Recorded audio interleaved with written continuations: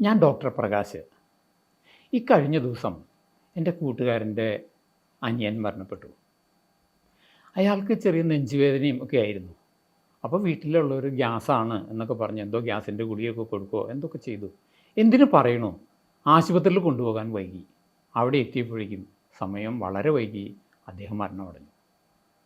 പലപ്പോഴും ഉണ്ടാകുന്ന ഒരു പ്രശ്നം അത് ഈ ഗ്യാസ് കൊണ്ടുണ്ടാകുന്ന നെഞ്ചുവേദനയും ഹാർട്ട് അറ്റാക്ക് കൊണ്ടുണ്ടാകുന്ന നെഞ്ചുവേദനയും തമ്മിൽ തിരിച്ചറിയാനും അതിന് വേണ്ട പ്രതിവിധികൾ ചെയ്യാനൊക്കെ വേണ്ട വിദഗ്ധന്മാരെ എപ്പോഴും അടുത്തുണ്ടായിക്കൊള്ളുന്നില്ല.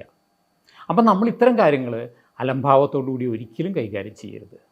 അതുകൊണ്ട് നമ്മൾ ഇന്ന് ചർച്ച ചെയ്യുന്ന വിഷയം ഗ്യാസും വയറിനെ സംബന്ധിച്ചുണ്ടാകുന്ന അസുഖങ്ങളുമാണ്. ആയുർവേദത്തിൽ ആരോഗ്യത്തെ നിർവചിക്കുന്ന സമയത്ത് സമാഗ്നി ആയിരിക്കണമെന്ന് പറയുന്നുണ്ട്. ഈ സമാഗ്നി എന്നതുള്ളതുകൊണ്ട് ഉദ്ദേശിക്കുന്നത് ദഹന പ്രക്രിയ, വയറിൻ്റെ സ്ഥിതി എല്ലാം നല്ല രീതിയിലായിരിക്കണമെന്നുള്ളതാണ്.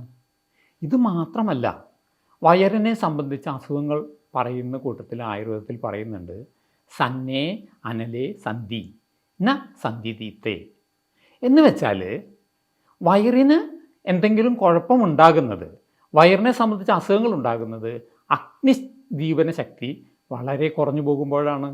അതായത് നല്ല അഗ്നിശക്തി, നല്ല ദഹനശക്തി ഇതൊക്കെ ഉണ്ടെങ്കിൽ വയറിനെ സംബന്ധിച്ച അസുഖങ്ങൾ താരതമ്യേന വരാനുള്ള സാധ്യത വളരെ കുറവാണ്. ഇക്കാര്യത്തിൽ ആയുർവേദത്തിൻ്റെ കാഴ്ചപ്പാടും ആധുനിക ശാസ്ത്ര ഗവേഷണപരവും ഒന്നു ചേർന്ന് പോകുന്നതാണ്.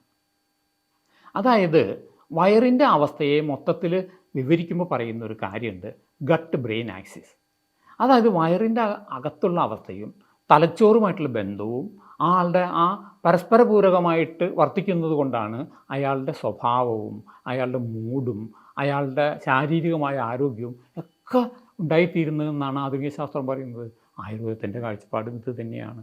സാധാരണ നിലയിൽ നമ്മുടെ വയറിൻ്റെ അകത്തുള്ള ബാക്ടീരിയകൾ, ഫംഗസുകൾ, വൈറസുകൾ ഇവയൊക്കെ ഒന്ന് ചേർന്ന് പ്രവർത്തിക്കുന്ന ഒരവസ്ഥ ഉണ്ടാകുമ്പോഴാണ് സമതുലിതമായ ഒരവസ്ഥ വയറിലുണ്ടാകുന്നത്. ഇതിന് ആധുനികമായിട്ട് പറയുന്ന പേര് മൈക്രോബയോട്ട എന്നാണ്. ഇത്തരം ബാക്ടീരിയകളുടെയും ഫംഗസുകളുടെയും കോളനികൾ പരസ്പര പൂരകമായി വർത്തിക്കുമ്പോൾ ശരിയായ രീതിയിലാണ് എങ്കിൽ ആ വയറും തലച്ചോറും തമ്മിലുള്ള ഒരു പ്രത്യേക ബന്ധമുണ്ടായിത്തീരും. അതിനെയാണ് ഗട്ട് ബ്രെയിൻ ആക്സിസ് എന്ന് പറയുന്നത്. അത് നല്ല നിലയിലാണെങ്കിൽ മനുഷ്യൻ്റെ സ്വഭാവം, അവൻ്റെ മൂഡ്, അവൻ്റെ ആരോഗ്യസ്ഥിതി, അവൻ്റെ മൊത്തത്തിലുള്ള അവസ്ഥ എല്ലാം നല്ല നിലയിലായിത്തീരും. മനുഷ്യന് ആവശ്യമായ പോഷകാംശങ്ങൾ ഭക്ഷണത്തിൽ നിന്ന് ദഹിപ്പിച്ച് അത് ആഗിരണം ചെയ്യുന്ന കാര്യത്തിൽ ഒത്തിരി സഹായം ഈ സൂക്ഷ്മജീവികൾ ചെയ്യുന്നതോടൊപ്പം തന്നെ അവയ്ക്ക് വേണ്ട ഊർജ്ജം അത് ശരീരത്തിൽ നിന്ന് വലിച്ചെടുക്കുന്നുണ്ട്. അതോടൊപ്പം തന്നെ വേറൊരു കാര്യമുണ്ട്, വിറ്റാമിൻ കെ, വിറ്റാമിൻ ബി തുടങ്ങിയവ ശരീരത്തിലേക്ക് ആഗിരണം ചെയ്യുന്ന കാര്യത്തിൽ, മറ്റ് പല ദഹന പ്രക്രിയകളും നോർമലായി കൊണ്ടുപോകുന്ന കാര്യത്തിൽ ഈ ബാക്ടീരിയകൾ ഒരുപാട് സഹായം ചെയ്യുന്നുണ്ട്. അതുകൂടാതെ അപകടകരമായ ബാക്ടീരിയകളുടെ വളർച്ചയെ തടയുന്നതിനും ഇവയുടെ സമതുലിതമായ അവസ്ഥ നമ്മളെ സഹായിക്കുന്നുണ്ട്. പഴയ കാലത്ത് നമ്മളുടെ വീട്ടിൽ നമ്മൾ ഉണ്ടാക്കുന്ന പച്ചക്കറിയും ഭക്ഷണ സാധനങ്ങളും നമ്മുടെ വീട്ടിൽ തന്നെ നമ്മൾ പാകം ചെയ്ത് കഴിക്കുന്ന അവസ്ഥയായിരുന്നു. അന്ന് വയറിനൊരു കുഴപ്പമുണ്ടായിരുന്നില്ല. ഇന്നതാണ് സ്ഥിതി. ഇന്ന് ഭക്ഷണം പുറമേ നിന്നല്ലേ വരണത്. നമ്മളുണ്ടാക്കി കഴിക്കുന്ന ഭക്ഷണത്തേക്കാൾ കൂടുതൽ നമ്മൾ പുറമേ നിന്നുള്ള ആളുകളെ ആശ്രയിച്ചുള്ള ഭക്ഷണ രീതിയാണ് നമുക്കുള്ളത്. ഇതാണ് പലപ്പോഴും പ്രശ്നങ്ങൾ ഉണ്ടാക്കുന്നത്. ഈ ഭക്ഷണത്തിൽ പ്രിസർവേറ്റീവുകൾ ഉണ്ടാവും, അതിന് നിറം കൊടുക്കുന്ന വസ്തുക്കളുണ്ടാവും, രുചി കൂട്ടുന്ന സാധനങ്ങളുണ്ടാവും. ഇതൊക്കെ കൂടിച്ചേർന്ന് ഒരു രാസപരമായ ഭക്ഷണമാണ് നമ്മുടെ വയറിലേക്ക് എത്തുന്നത്. സ്വാഭാവികമായിട്ടും വയറിലെ ഈ ബാക്ടീരിയകളെയും അതിൻ്റെ സന്തുലിതമായ അവസ്ഥയൊക്കെ നശിപ്പിക്കപ്പെടുമെന്നുള്ളതിൽ അത്ഭുതമില്ലല്ലോ. ഇത് മാത്രമല്ല, നമ്മൾ കഴിക്കുന്ന പലവിധ മരുന്നുകൾ രാസപദാർത്ഥങ്ങൾ അടങ്ങിയതാണ്. ഇതുകൂടാതെ പുറമേ പോകുമ്പോൾ ഒരു നാരങ്ങ സോഡ മേടിച്ച് കഴിക്കുമ്പോൾ പോലും നമ്മുടെ ശരീരത്തിൽ പ്രിസർവേറ്റീവുകൾ എത്തുന്നുണ്ട്. ഇതുകൂടാതെ മാനസിക പിരിമുറുക്കങ്ങൾ, ഉറക്കക്കുറവ്, മദ്യം, മയക്കുമരുന്ന്, പുകവലി, ഇങ്ങനെ പലവിധ പ്രശ്നങ്ങൾ മനുഷ്യനെ അലട്ടുന്നുണ്ട്. ഇതൊക്കെ മനുഷ്യൻ്റെ വയറിനെ ദോഷകരമായിട്ട് ബാധിക്കുന്ന കാര്യങ്ങളാണ്. ഈ അവസ്ഥയിൽ മനുഷ്യന് പലവിധ അസുഖങ്ങൾ വരും.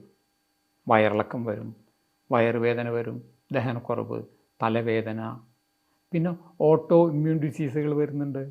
വയറിൻ്റെ ഈ സന്തുലിതമായ അവസ്ഥ നഷ്ടപ്പെടുന്നതോടുകൂടിയാണ് ഗ്യാസിൻ്റെ ശല്യം തുടങ്ങുന്നത്. അതുകൂടാതെ ചിലർക്ക് വയറിളക്കം ഉണ്ടാവും, മറ്റു ചിലർക്ക് മലബന്ധമായിരിക്കും. ഇറിറ്റബിൾ ബൗൾ സിൻഡ്രോം ഉള്ളവരുണ്ട്, സാധാരണ പറയാറില്ലേ IBS. ചിലർ ഒരുപാട് മെലിഞ്ഞു പോകുന്ന അവസ്ഥയുണ്ട്, ചിലർ പ്രമേഹ രോഗികളായി പോകുന്നു, മറ്റു ചിലർ ഒരുപാട് വണ്ണം വെച്ച് പോകുന്നു. ഇതൊക്കെ ഈ വയറിൻ്റെ അവസ്ഥാമാറ്റങ്ങളുണ്ടാകുന്ന വിവിധ പ്രശ്നങ്ങളാണ്. ആയുർവേദം ഈ അവസ്ഥയിൽ നിർദ്ദേശിക്കുന്ന പരിഹാരങ്ങൾ എന്തൊക്കെയാണെന്ന് നമുക്ക് നോക്കാം. ആദ്യമായിട്ട് പറയുന്നത് എല്ലാ അവസ്ഥയിലും പറയുന്ന കാര്യമാണ്, പ്രത്യേകിച്ച് വയറിൻ്റെ അസുഖത്തിൽ കൃത്യമായ ഒരു ദിനചര്യ ഉണ്ടായിരിക്കുക. എന്നുവെച്ചാൽ ഭക്ഷണം കഴിക്കുന്നതിന് സമയക്രമം വേണം. പിന്നെ ഭക്ഷണം കഴിക്കുമ്പോൾ അത് സാവകാശത്തിൽ ഒരു പ്രാർത്ഥനാപൂർവമായ മനസ്സോടുകൂടി കഴിക്കുക. മൊബൈൽ ഫോൺ ശ്രദ്ധിച്ചുകൊണ്ടും TV ശ്രദ്ധിച്ചുകൊണ്ടും ഒരിക്കലും ഭക്ഷണം കഴിക്കരുത്. ഭക്ഷണത്തിൽ മാത്രം ശ്രദ്ധിച്ച് ഭക്ഷണം കഴിക്കുക. ഇതൊരു പ്രധാനപ്പെട്ട കാര്യമാണ്. ഈ അവസ്ഥയിൽ ആയുർവേദം ഉപയോഗിക്കുന്ന ചില മരുന്നുകളെക്കുറിച്ച് പറയാം. ആദ്യമായിട്ട് പറയാനുള്ളത് ഉലുവ. ഉലുവ എന്ന് പറയുന്ന എല്ലാവർക്കും അറിയാം, നമ്മൾ വീട്ടിലൊക്കെ ഉപയോഗിക്കുന്ന സാധനമല്ലേ. ഇത് പല വിധത്തിൽ ആളുകൾ ഉപയോഗപ്പെടുത്താറുമുണ്ട്. ധാരാളം സോല്യൂബിൾ ഫൈബർ അടങ്ങിയിട്ടുള്ള ഒരു പദാർത്ഥമാണ്.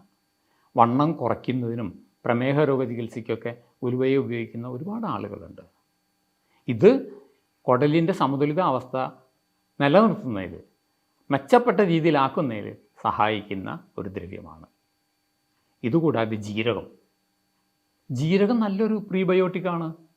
പ്രീബയോട്ടിക് എന്ന് പറഞ്ഞാൽ നമ്മുടെ കുടലിൽ വളരുന്ന സൂക്ഷ്മജീവികൾക്ക് ആഹാരമായി തീരുന്ന അവയുടെ കോളനികൾ വേണ്ട രീതിയിൽ വളരാൻ സഹായിക്കുന്ന ദ്രവ്യങ്ങളെയാണ് പ്രീബയോട്ടിക്കുകൾ എന്ന് പറയുക. അതിൽപ്പെട്ടൊരു ദ്രവ്യമാണ് ജീരകം.